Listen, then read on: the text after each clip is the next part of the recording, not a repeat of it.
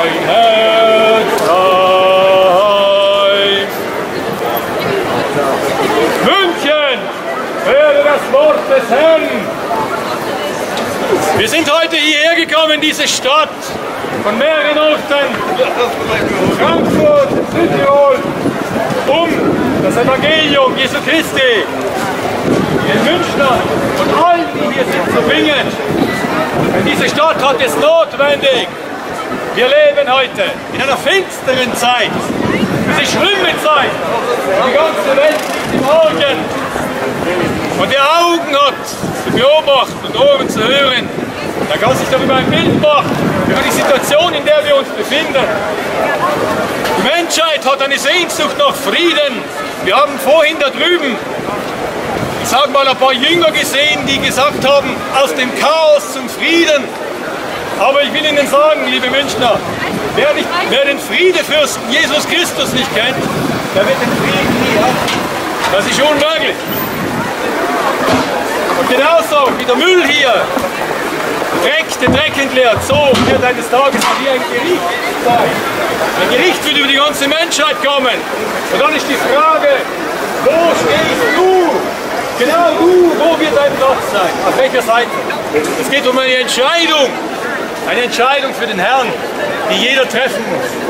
Ich habe gesagt, der Gesellschaft fehlt der Friede heutzutage. Und das ist deswegen, weil die Menschheit den Friedefürsten ablehnt. Noch immer. Und ohne den Heiland, ohne den Sohn Gottes gibt es keinen Frieden. Du hast keinen Frieden mit dir selber, du hast keinen Frieden mit den Nachbarn, du hast keinen Frieden bei der Arbeit und vor allem du hast keinen Frieden mit Gott. Und weil ich diesen Frieden habe, bin ich hierher gekommen, um Zeugnis davon zu geben, dass es einen Ausweg gibt aus der Krise. Aber er ist nicht politisch und noch viel weniger religiös. Alle Religionen und alle politischen Parteien können nichts tun für die Besserung dieser Welt. Denn diese Welt ist ein Abglanz der Täuschung. Alles ist Illusion. Die ganze Welt ist aufgebaut auf Betrug, auf Schein, auf Äußerlichkeiten. Und es ist die Augenlust, die Fleischeslust, der Hochmut des Lebens, der die Menschen gefangen hat. Liebe Münchner und liebe Touristen oder liebe Passanten, im Italienischen, ich bin Italiener, sagt man, zwei Sachen sind sicher. Die Steuern und der Tod. Und den Steuern können wir nicht entgehen, die müssen wir zahlen. Aber um den Tod, das ist die Entscheidung. Jeder Mensch wird eines Tages sterben. Und die wenigsten von uns wissen, wann das der Fall ist. Und dann ist die Frage, bist du vorbereitet auf diesen Tag? Es wundert mich immer wieder, dass die Menschheit diesen Termin, diesen Fixpunkt verdrängt, wo gesagt, wir alle sterben werden eines Tages. Und die Frage ist, was ist dann? Und du musst wissen, dass wir nicht nur Körper sind, wir haben nicht nur einen Körper, sondern wir haben eine Seele. Und um diese Seele geht es. Diese Seele will gerettet sein. Deswegen hat Gott den Himmel, die Herrlichkeit des Himmels verlassen, ist Mensch geworden, um unsere Seele zu retten. Er ist gekommen, um zu suchen, was verloren ist. Und Mensch, denk doch mal nach, lebt doch nicht nur im Vergnügen, auch wenn heute Freitagabend ist und alle nur mehr an Vergnügungen denken. Aber die ganze Menschheit befindet sich in einem Karussell. Ja, sie wollen Spaß haben, sie wollen sich vergnügen. Und kaum ist es schön, ist schon wieder fertig. Aber denk doch auch mal an das Wichtige, das Entscheidende. Wo ist deine Zukunft? Wo wirst du deine Zukunft verbringen? Menschen sind heute leider Analphabet in geistlichen Dingen. Wer liest denn noch das Wort Gottes? Man lächelt darüber. Jeder hat sein Exemplar zu Hause stehen. Aber schön wird das aufbehalten, es wird nicht gelesen. Aber Jesus Christus selber hat gesagt, der Mensch lebt nicht vom Brot allein, sondern von einem jeglichen Wort, das aus dem Munde Gottes kommt. Hier drinnen findet man die Schätze der Weisheit. In Christus, das ist das einzige Thema der Bibel, liegen verborgen alle Schätze der Weisheit und Erkenntnis. Aber die Menschheit sucht es überall anders. Sie suchen es in der Mode, sie suchen es im Sport, sie suchen es in den Hobbys und kommen unbefriedigt und leer zurück. Deswegen rufe ich alle auf. Heute ist der Tag, an dem du deine Gesinnung ändern kannst. Das nennt man Buße, das nennt man Bekehrung. Heute ist der gute Tag, heute ist der Tag des Heils, heute ist der Gnadentag. Morgen weißt du nicht, ob du noch lebst. Du weißt nicht, ob du morgen früh noch aufstehen kannst. Ja? Keiner von uns hat die Gewissheit, ob er nächste Woche noch leben wird. Deswegen, lass es dir sagen, Mensch, jeder muss seine Seele retten. Wir kommen nicht alle automatisch in den Himmel, wie man das so gerne singt. Im Hofbräuhaus, nach 4, 5 Bier, singen alle, wir kommen alle in den Himmel. Nein, das stimmt nicht. Auch ihr jungen Mädchen, auch ihr braucht Jesus Christus als euren Freund. Ich weiß, dass ihr ihn noch nicht kennt, aber er will euch nachgehen. Und wenn ihr jetzt das erste Mal von ihm reden hört, die Jungs können euch das nicht geben, was euer Herz bedarf. Das muss man den jungen Menschen sagen, wer sagt es ihnen? Alle müssen es hören, deswegen wird die Botschaft auch laut verkündigt, weil Jesus gesagt hat, geht hin in alle Welt und verkündigt das Evangelium der ganzen Schöpfung. Alle sollen es hören, alle müssen es hören. Dann ist es eure Entscheidung. Und wenn ich sage, ich bin ja nicht hier, um eine Religion anzubieten, denn Religionen, die kannst du im Kaufhaus drin kaufen, Schneiderware. Es gibt so viele Religionen, wie es Menschen gibt. Und alle Religionen haben eins gemeinsam, sie wollen dich vereinnahmen. Sie schreiben dir vor, was du zu tun hast, aber du wirst nie glücklich sein.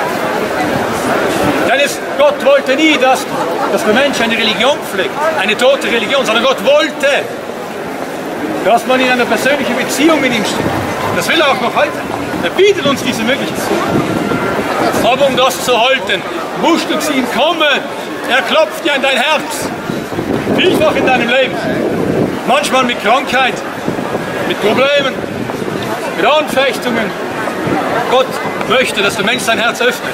Er hat versprochen, wer sein Herz öffnet, zu dem komme ich und halte Gemeinschaft mit ihm. Aber du kannst nicht in dieser stolzen Haltung kommen, in die Menschen heute sich alle befinden. Jeder meint, er ist was Besonderes. Auf dem Hauptbahnhof heute konnte ich sehen, in einem Zeitungsgeschäft, da steht oben, liebe dich selber. Dann sind Tipps angegeben, wie man sich selber lieben kann. Ja, Selbstliebe, Selbstbewusstsein, Selbstvertrauen, immer selbst. Die meisten Menschen haben ein dickes Ego, dass es sie fast aufbläht. Aber wenn der Mensch nur um sich selber kreist, dann wird er nie glücklich sein. Versteht ihr Menschen? Das geht nicht. Und weil alle Egoisten sind, ich war ja auch einer der größten, weil alle Egoisten sind, haben wir die Zustände heute in der Welt, die wir haben. Jeder macht, was er will. Jeder lebt, wie er will. Und wir sehen die Auswüchse. Wir sehen die Folgen davon. Und ich darf es bezeugen, ich habe 40 Jahre meines Lebens auch falsch gelebt. Bin auch den Autos, den schönen Frauen hinterhergelaufen. Also bin nicht heilig auf die Welt gekommen, bin auch noch kein Heiliger, sondern ich bin nur geheiligt durch den Herrn. Diese Möglichkeit, diese Freude, die möchte ich hier öffentlich wiedergeben. Weil ich weiß, dass es hier Menschen hat, in denen, wo es innerlich dunkel ist. Die Finsternis regiert in dieser Welt. Und deswegen ruft Jesus heute noch in diese Welt hinein. Tue Buße, kehre um. Jesus hat versprochen, wer zu mir kommt, den wird nicht hungern. Und wer an mich glaubt, den wird nimmer mehr dürsten. Ja? Wenn mich jemand fragt, warum machst du das? Dann sage ich, die Welt ist eine Wüste. Und alle Menschen suchen die Oase. Aber sie finden nur die Fata Morgana des Lebens. Und ich habe die Oase gefunden. Und deswegen möchte ich diese Freude teilen. Geteilte Freude ist doppelte Freude. Ja, Jesus ist der Sohn Gottes. Er ist nicht nur der Prophet Isa. Das ist zu wenig. Ich weiß, dass die Muslime Jesus eine bestimmte Rolle geben. Sie halten von ihm was, aber eben nicht dem, die ihm zusteht. Jesus ist mehr als ein Prophet. Er ist mehr als ein Lehrer. Er ist der einzige Weg in den Himmel. Es gibt viele Religionen und viele sagen, ja, über den Weg, aber es gibt nur einen. Jesus selber gibt uns keine andere Möglichkeit. Er hat gesagt, ich bin der Weg, die Wahrheit und das Leben.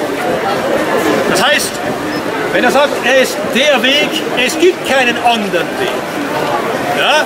Andere Wege sind Labyrinthe, sind Verstrickungen, sind Dschungelpfade.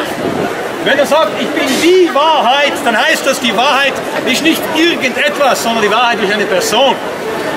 Und wenn er sagt, ich bin das Leben, dann heißt es das ewige Leben.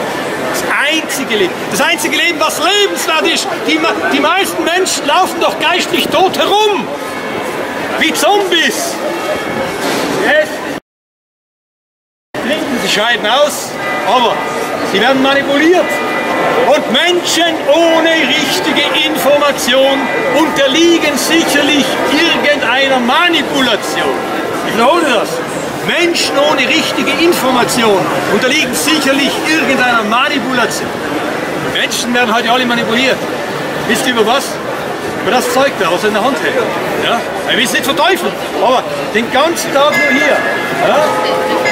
Oder die Menschen sagen, neulich sagt mir einer, du, das muss ein richtig guter Prophet sein, weil der wird überall im Fernsehen gezeigt. Ja, weil es in der Zeitung steht und weil es das Fernsehen bringt, meint man, es sei wahr. Aber das einzige Fundament, wo man erkennen kann, was Wahrheit ist, das ist das Wort Gottes. Nur im Wort hast du die Garantie.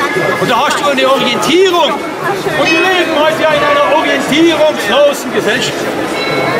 Die Menschen wissen nicht wohin, die Menschen wissen nicht, was richtig und was falsch ist. Und sie irren dahin. Jesus hat gesagt, es hat alles verirrte Schafe. Schaut mal, wie viele Schäfe hier herumlaufen. Die kennen alle nicht den guten Hirten. Das eine läuft dorthin, das eine dorthin.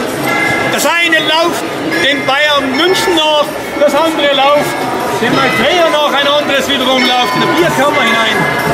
Sie kennen nicht die wahre Speise.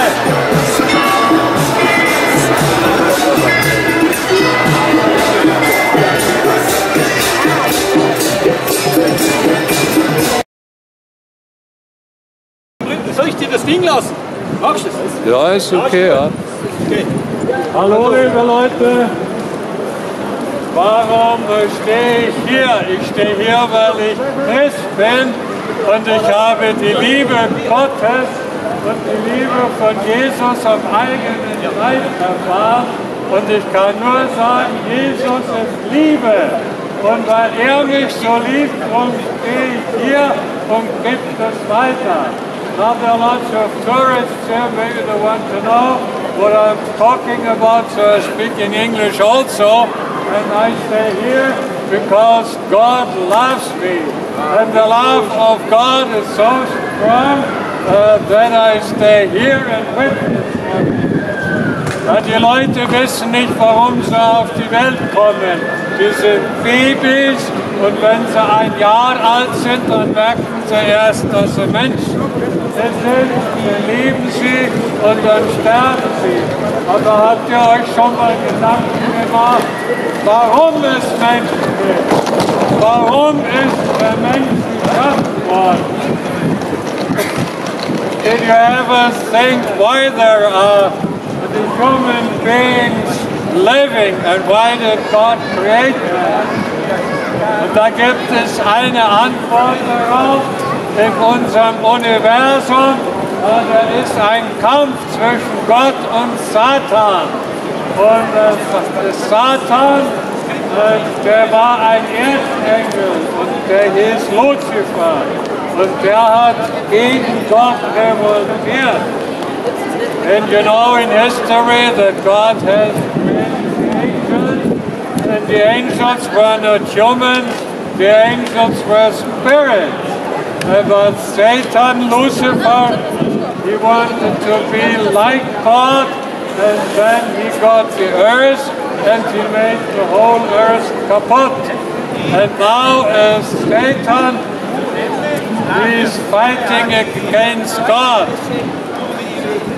Und Gott, der ist so mächtig, der könnte Satan umblasen. Ja, aber das macht er nicht. Und Gott hat den Menschen geschaffen, damit er über den Menschen Satan besiegt. Weil die Menschen haben keine Ahnung davon, warum sie geschaffen sind. Sie haben keine Ahnung davon, dass Gott sie braucht. Gott braucht dich, er braucht dich. Und er hat 2000 Jahre Geduld. Aber die Menschen, die laufen Gott davon. God has created the human beings that he can conquer Satan over the human beings, via the human beings. But people don't know that God has created them, that through man he can have victory over Satan. Und das ist unheimlich schwierig, warum die Leute kein Interesse an Gott haben. Und sie haben deswegen kein Interesse, weil sie die Liebe Gottes nicht kennen. Sie wissen nicht, was Liebe wirklich ist.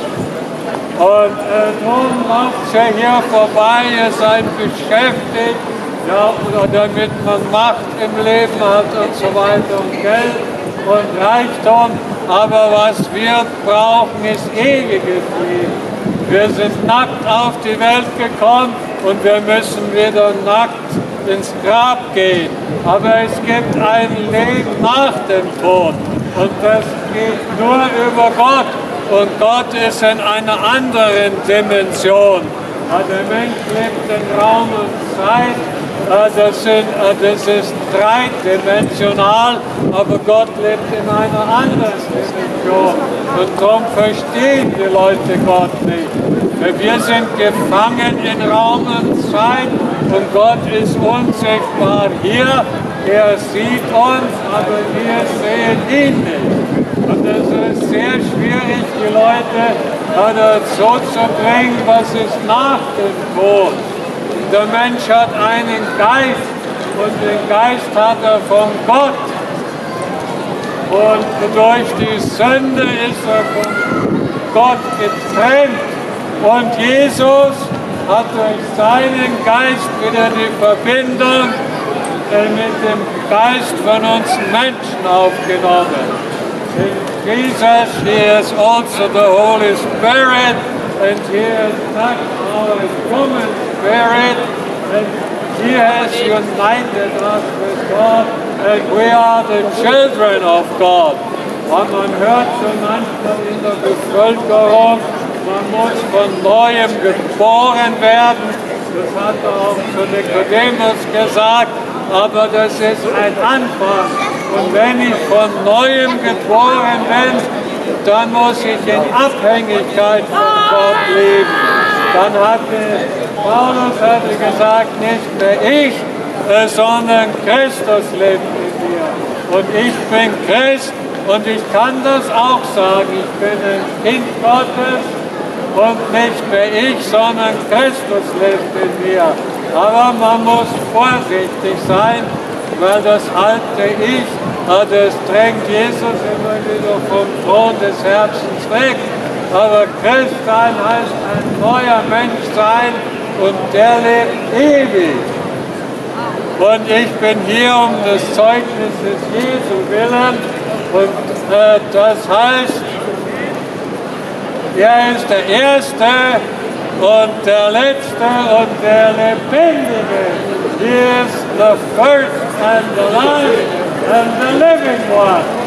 Das ist die Theorie, das muss in der Praxis auch so sein. Ja, ich muss mich jetzt fragen, ja, wenn ich rauchen will und ich habe Jesus in mir, ja, da ist Jesus der Erste und dann frage ich ihn, Herr Jesus, soll ich jetzt eine rauchen? Und dann wird Jesus sagen, nein. Und dann sage ich, okay, du bist der Erste in meinem Leben, rauche ich nicht.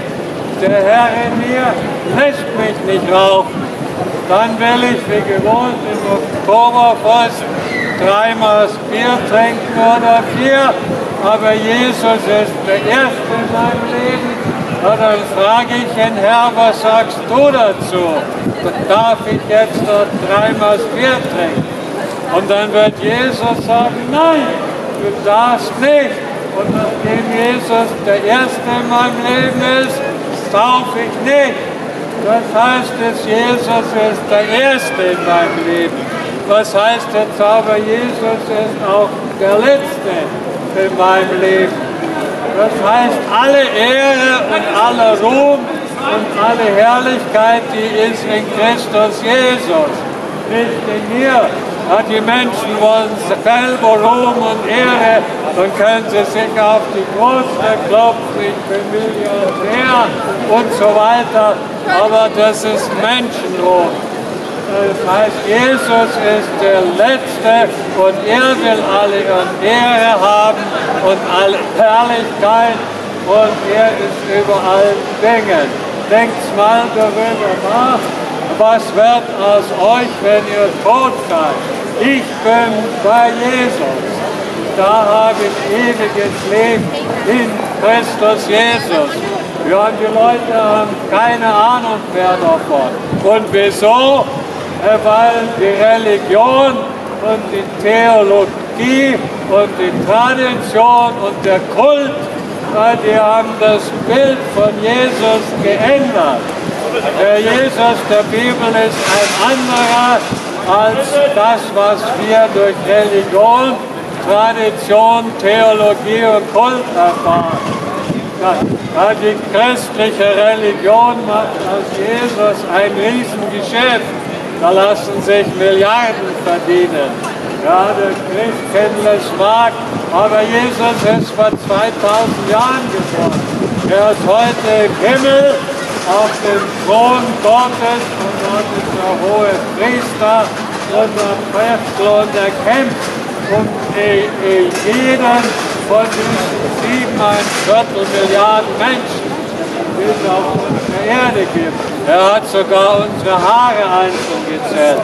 Und ich stehe hier, damit einige wenige dann doch irgendwie merken, sollte ich nicht mal schauen, was aus meinem Geist geworden ist. Und der Geist ist das Gewissen den Menschen.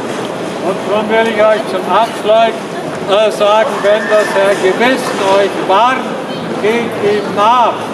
Aber wenn eine Frau abgetrieben hat, dann sagt sie, ja, mein Bauch gehört mir, wir haben die Gleichberechtigung, dann wird eiskalt abgetrieben. Und dann ein Jahr später kommt das Gewissen. War das nicht? Hättest du nicht abgetrieben, hättest du jetzt ein kleines Baby, vielleicht wäre es ein Junge oder es wäre ein Mädchen, welchen Namen hätte es. Und da kommt das Gewissen und das ist ein Teil des Geistes und hört auf euer Gewissen. Dankeschön.